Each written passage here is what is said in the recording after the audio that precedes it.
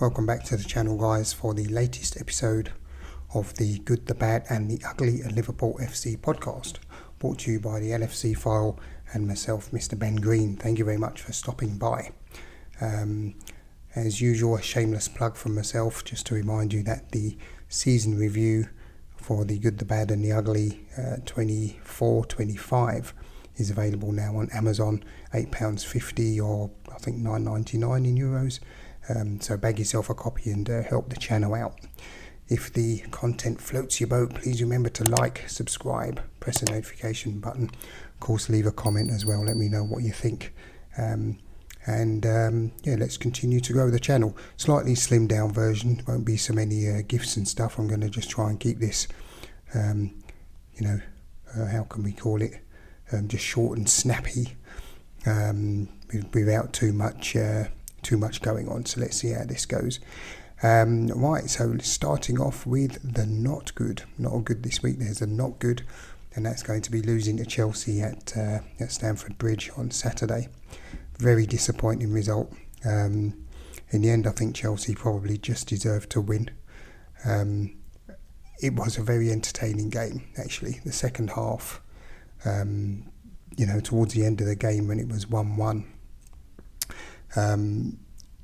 you could see that both sides really wanted to win, and it was just, it's like watching a tennis match, which I think for Arne Slot and his heart wasn't probably the best, but for the neutral it was a very good, really, really good game. Not a very good game, really good game.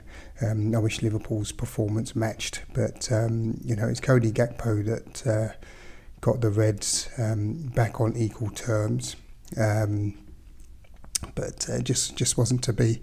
And of course, as usual, the goal came, I suppose it was created on Liverpool's right, this kind of problem area for us at the moment. Frimpong doesn't seem to be as defensive minded as one would hope, so pretty much a carbon copy of Trent, let's say, but just a bit faster.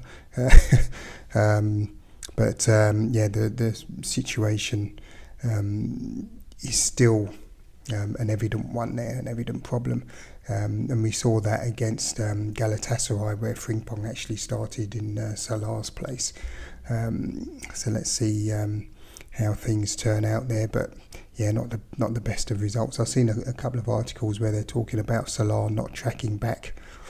But I think this has been the case for a long time. And usually Gravenberch is coming over to the right from this holding midfield position. Whether it's going to be Conor Bradley or whoever has gone forward, then this is usually Gravenberch's task to come over to the right hand side, but didn't work, and he spent some time in central defence after Konate was rightly taken off, having a dismal game. He's not playing well at all, this one, at the minute. So not a great performance. As reported in the Independent, there's a headline there from Miguel Delaney, Chelsea versus Liverpool live.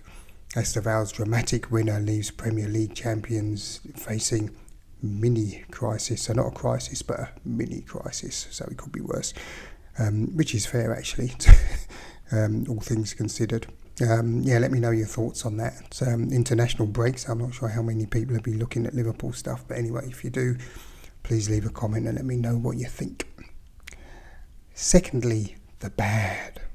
As just mentioned, the 1-0 defeat against Galatasaray. I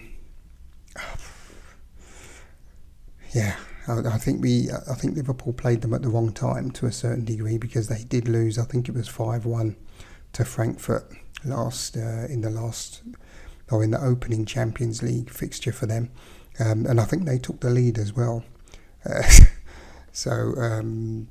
They were obviously determined not to let that happen again. I think the atmosphere as well at the Rams Park is quite a, let's say, what do they call it, partisan crowd. Lots of whistling and jeering and what have you. I don't know if that unsettled the Liverpool players. I just think they didn't play well. And to be honest, I think up to now in the season, they haven't really perform that well. We got found out against Chelsea and Galatasaray as well. There's terrible performance. I think Liverpool, did they have a goal ruled off for offside? I can't remember. Maybe that's my mind playing tricks on me. But as reported in the Independent, Galatasaray defeat proves Liverpool's troubles run deeper than we knew. They run deeper.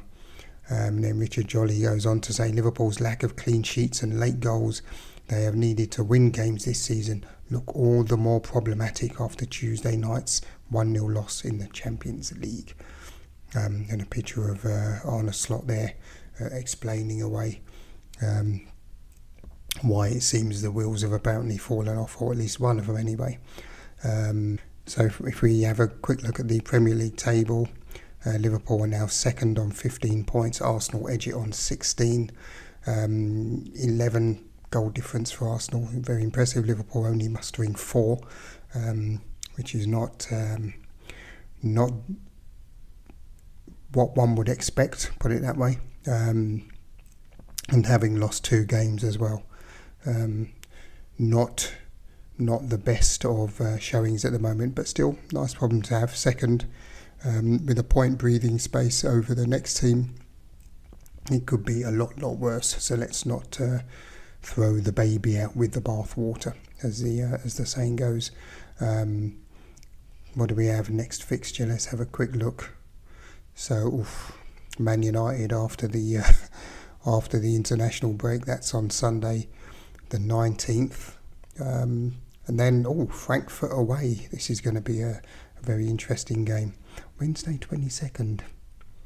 Now I don't think I'll be able to go to that one. It'd been a good one actually, but yes, not very rosy in the Liverpool garden. But to be honest, I think there's a lot of new players, more players than Liverpool usually buy. I think there's 4 or 5 incoming players, so this is going to take a bit of time. Young Verts, Kirkes as well.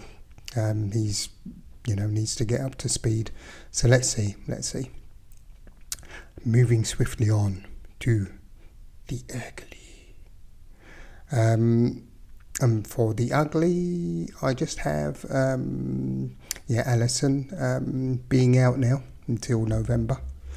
He was subbed off against Galatasaray last week, and it looks as if he's going to be out for an extended period. He's going to miss some important games, including the 2 Manchester crowds and Real Madrid as well. So this is a huge loss. Hopefully Mamardashvili can deputise to the extent that Mr. Karim Kelleher used to do while he was at the club. He seemed alright actually, to be fair. Mamardashvili against Chelsea had a fairly decent game, to be fair. It's not good news that, but if you're champions, you have to deal with these kind of things, don't you? Or if you want to be champions, you need to deal with those things. So, not the best of situations for Liverpool at the moment, unfortunately. As I say, it's early days. There's 6 games played. There's a lot of football left. When you think we still have 32 games or something to play. There's 31 games left to play, so there is a lot that can go right and wrong between now and May.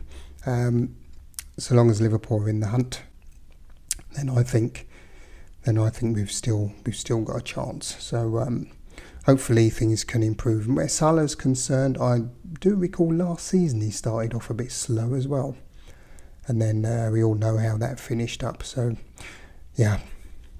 we await the coming games, and hopefully I would like maybe, I don't have much hope for October actually, but November, December, maybe they can get things together and improve.